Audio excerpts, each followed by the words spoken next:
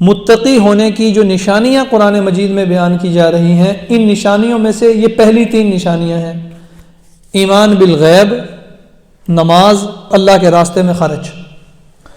اب یہ ایمان بالغیب کیا چیز ہے؟ اگر غور کریں تو ایمان ہے ہی وہی معتبر جو غیب پر ہو۔ دیکھ کے ماننا تو کیا ماننا؟ مضبوط ترین ایمان وہ ہے جو بالغیب ہو۔ بغیر دیکھے ایمان جو ہوگا وہ مضبوط ہوگا، بغیر دلیل کے جو ایمان ہوگا وہ مضبوط ہوگا۔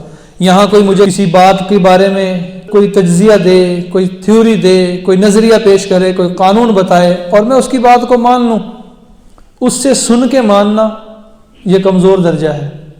اپنی آنکھ سے دیکھ کے ماننا یہ پہلے والے سے ذرا مضبوط درجہ ہے، اور بغیر کسی دلیل کے، بغیر کسی مشاہدے کے ماننا، بغیر کسی کے کہے ماننا، یہ یقین کا سب سے اونچا درجہ ہے۔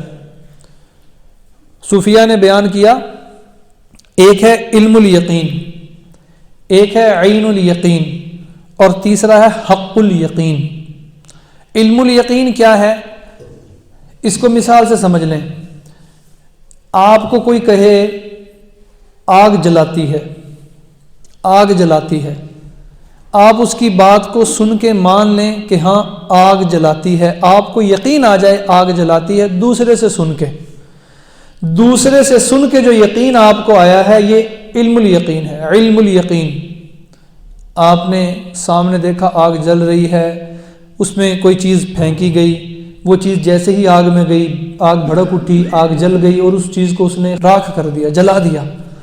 جب آپ نے اپنی آنکھ سے دیکھ کے پہچانا کہ آگ جلاتی ہے تو یہ یقین عین الیقین ہے، آنکھ سے دیکھ کے یقین ہو گیا۔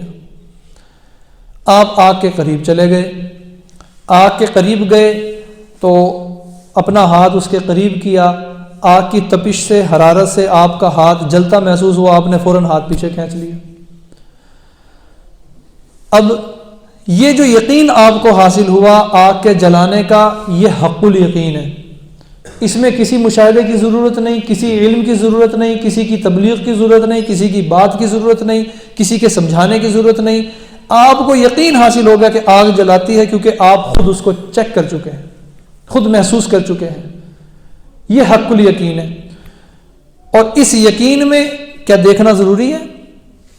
جب آپ کو حق الیقین آگ کے بارے میں حاصل ہو گیا کہ جلاتی ہے، اب دیکھنے کی ضرورت ہے، کسی کے بتانے کی ضرورت ہے؟ یہ جو یقین ہے، یہ جو ایمان ہے، یہ مضبوط ترین ایمان ہے، اور یہی ایمان بالغیب ہے۔ ایمان بالغیب کیا ہے؟ کہ بندہ اللہ کو بغیر دیکھے مانے۔ ہم اللہ کو بغیر دیکھے مانتے ہیں، ہم نے اللہ کو تو نہیں دیکھا، کسی نے دیکھا ہے؟ ہم نے تو حضور کو بھی نہیں دیکھا،